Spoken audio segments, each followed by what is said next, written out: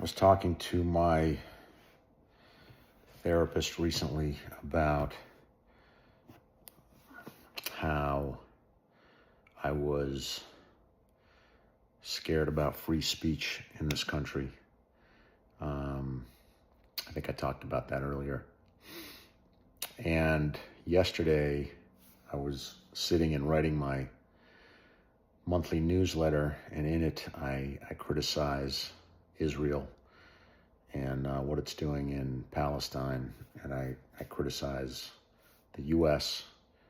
for its support of Israel and what Israel's doing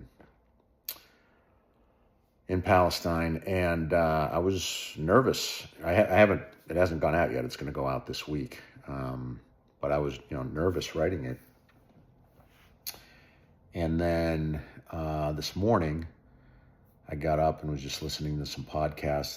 There's a podcast called Breaking Points that I like, and I turned on the episode that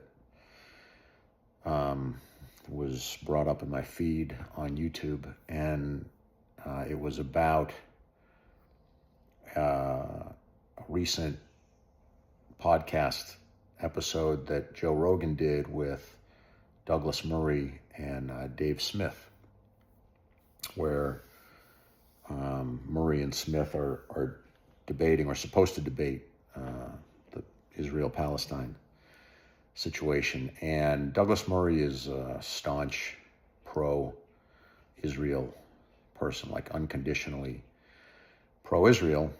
And they were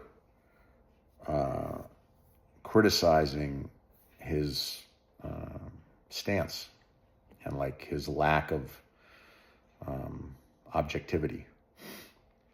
And in the beginning of the Joe Rogan episode, Murray is criticizing Rogan for not having enough pro-Israel people on his podcast.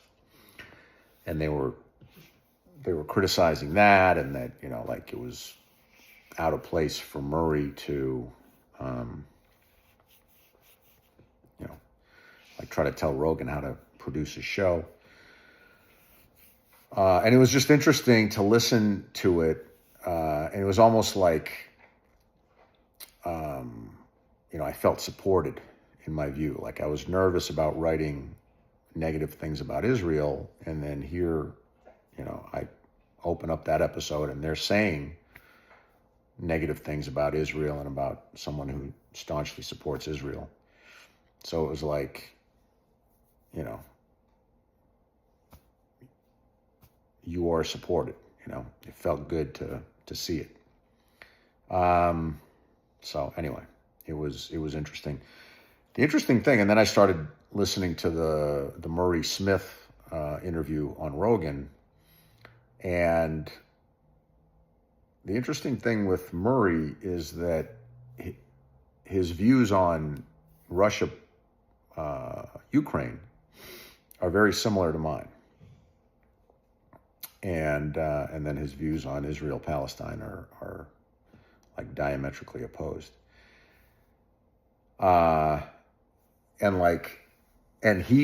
Because he was criticizing Rogan for not having enough pro-Israel people on his podcast, and B, not having enough pro-Ukraine people on his podcast.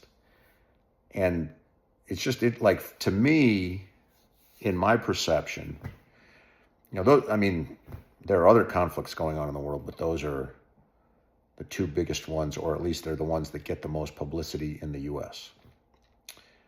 And, to me, Ukraine and Palestine are the, equivalents. They're the ones being attacked, and Russia and Israel are the bullies. That's how I analogize it in my head. But he has it reversed. He views Russia as the bully in that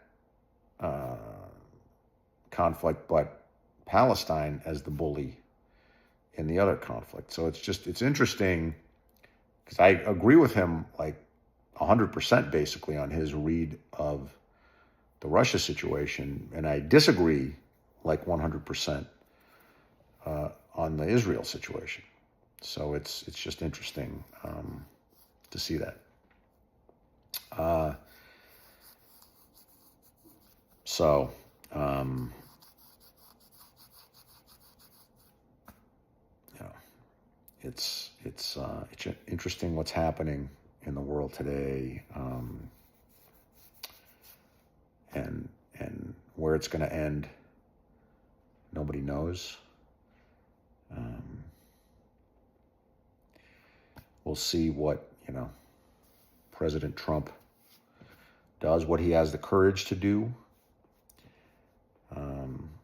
Seems like his advisors are pretty staunchly pro-Israel, which is, unfortunate. I mean, people shouldn't be anti-Israel. I'm not anti-Israel. I mean, I am pro-Israel, but I'm not pro what Israel's doing to Palestine. So, yeah, it's. I hope that we can get some space on that, and get some objectivity into what's happening in the Middle East. And it seems like Ukraine is trying to play ball with the U.S. and Russia isn't. And I hope that our president has the courage to stand up to Putin. I hope he can stand up to Putin. I hope he can stand up to Netanyahu. And then we might have a chance for world peace. But if he can't, or if he doesn't, then we won't.